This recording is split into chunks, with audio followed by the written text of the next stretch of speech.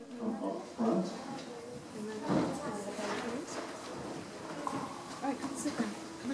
I would just remind us that in the season of Lent, we are listening to the Gospel of Mark. And in listening to the Gospel, we have our narrator, Jesus.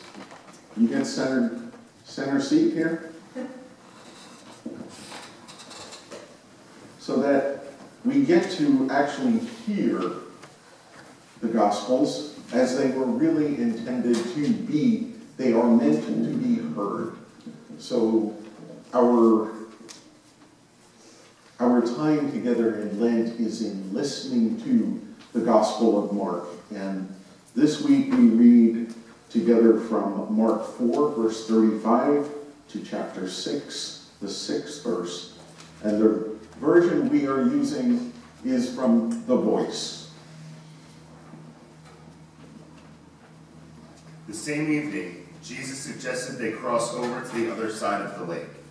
With Jesus already in the boat, they left the crowd behind and set sail along with a few other boats that followed. As they sailed, a storm formed.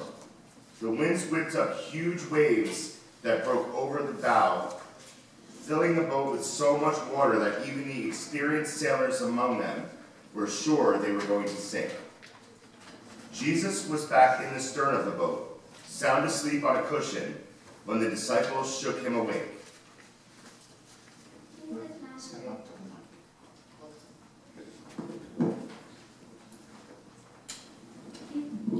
Jesus, Master, don't you care that we're going to die?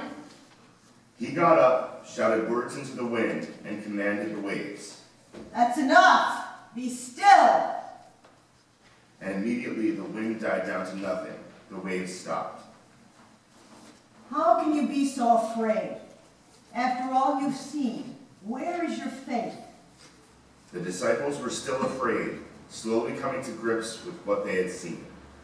Who is this Jesus? How can it be that he has power over even the wind and the waves? For most of Jesus' miracles, the disciples are observers. They watch him healing the sick, raising dead bodies, and casting demons out of strangers. This time, however, it is the disciples, and even Jesus himself, who are in danger. Maybe that's why they're having such a hard time trusting that his power is greater than their situation. They have seen him cast out demons. They know he has powers that are not of natural origin, but they have never seen or even heard of anything like this. It's one thing to heal human sickness or even to order demons around, but to order the waves and the wind, to command the sea and the storm, that's a miracle of an entirely different order. They traveled across the sea to the land of Gerasa in Galilee. When Jesus came ashore there, he was immediately met by a man who was tortured by an evil spirit. This man lived in the cemeteries, and no one could control him, not even those who tried to tie him up or chain him. He had often been bound in chains, but his strength was so great that he could break the chains and tear the irons loose from his feet and hands. No one and nothing could subdue him.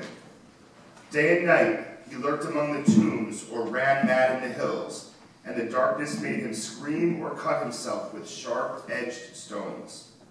When this man saw Jesus coming in the distance, he ran to him and fell to his knees in front of him. Jesus started commanding the unclean spirit. Come out of that man, you wicked spirit. What's this all about, Jesus? Son of the Most High, in the name of God, I beg you, do not torture me. What is your name? They call me Legion, for there are thousands of us in this body. And then Legion begged Jesus again to leave them alone, not to send them out of the country. Since the Gerasenes were not Jews, who considered pigs to be unclean. There happened to be a large herd of swine, some 2,000 of them, feeding on the hill nearby. Send us into those pigs if you have to, so that we may enter into them. Jesus granted the request. The darkness swept up out of the man and into the herd of pigs. And then they thundered down the hills into the water, and there they drowned, all 2,000 of them. The swineherds ran away, telling everybody they met what had happened. Eventually, a crowd of people came to see for themselves. When they reached Jesus, they found the man Legion had afflicted sitting quietly, sane and fully clothed. When they saw this, they were overwhelmed with fear and wonder. Those who had witnessed everything told the others what had happened, how Jesus had healed the man, how the pigs had rushed into the sea, and how they had destroyed themselves. When they had heard the whole story, the Gerasenes turned to Jesus and begged him to go away.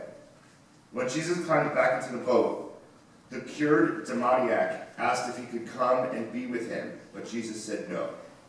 Stay here. I want you to go back home to your own people and let them see what the Lord has done, how he has had mercy on you. So the man went away and began telling this news in the 10 cities region. Wherever he went, people were amazed by what he told them. This is the only time in the Gospels when Jesus seems to listen to the pleading of a demon or a demon-possessed person. The demons immediately acknowledge Jesus as all-powerful. The possessed man's first reaction on seeing Jesus is to fall at his feet and call him the Son of the Most High. Although we can't know why Jesus listens to their pleading, the effect is clear. The people in that region see firsthand the power of evil and its ultimate destiny, namely destruction. Instead of being pleased that they are now free from the terror of the demon-possessed man, the people in the town ask Jesus to leave. After all, the local economy takes a pretty big hit when 2,000 of their choicest pigs rush into the sea. After Jesus returned across the sea, a large crowd quickly found him, so he stayed by the sea. One of the leaders of the synagogue, a man named Jairus, came and fell at Jesus' feet, begging him to heal his daughter. My daughter is dying, and she is only 12 years old. Please come to my house. Just place your hands on her. I know that if you do, she will live. Jesus began traveling with Jairus towards his home. In the crowd pressing around Jesus, there was a woman who had suffered continuous bleeding for 12 years, bleeding that made her ritually unclean and an outcast according to the purity laws. She had suffered greatly, and although she spent all her money on her medical care, she had only gotten worse. She had heard of this miracle man, Jesus, so she snuck up behind him in the crowd and reached out her hand to touch his cloak.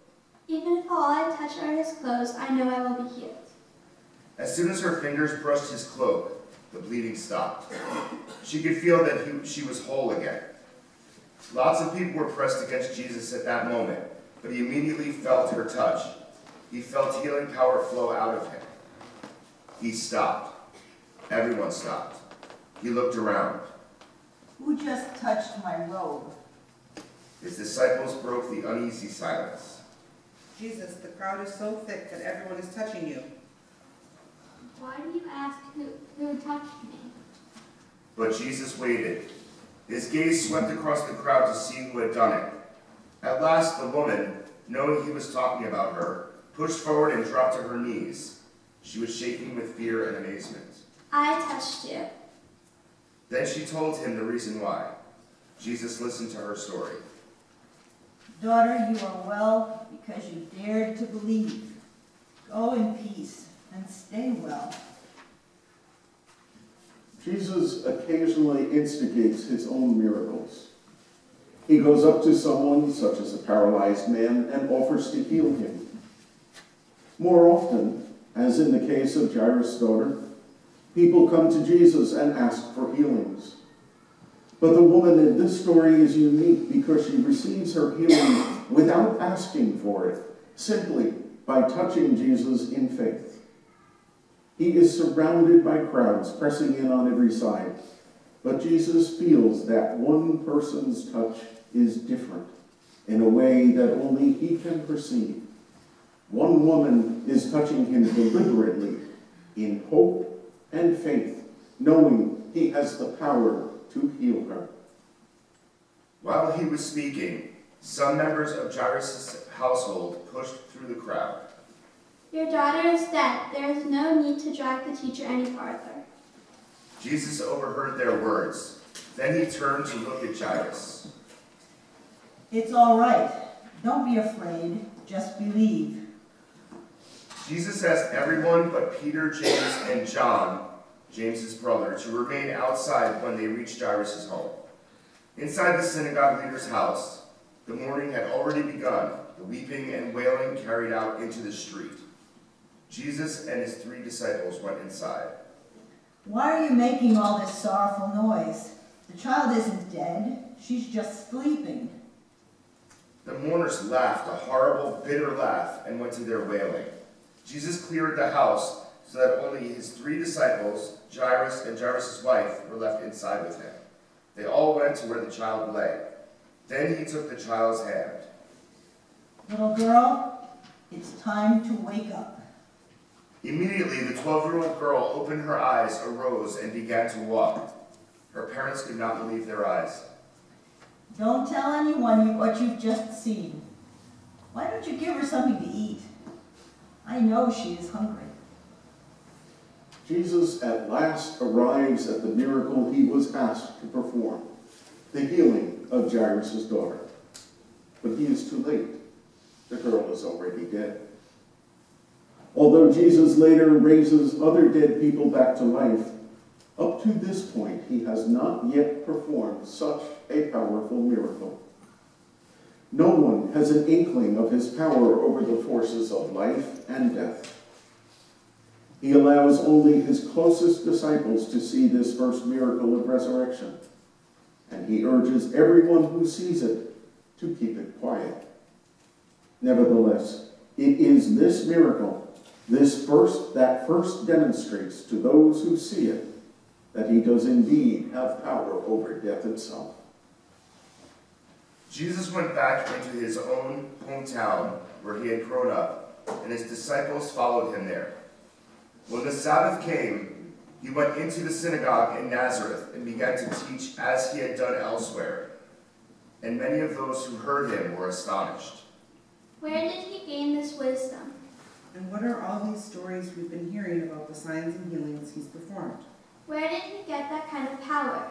Isn't this Jesus, the little boy we used to see in Joseph's carpenter shop? Didn't he grow up to be a carpenter just like his father? Isn't he the son of Mary over there and the brother of James, Jose's, Judas, Simon, and their sisters? Who does he think he is? And when they had thought about it in that way, they became indignant and closed themselves to his message. A prophet can find honor anywhere except in his hometown, among his own people, and in his own household. He could not do any of his great works among them, except with a few of the sick, whom he healed by laying his hands upon them. He was amazed by the stubbornness of their unbelief.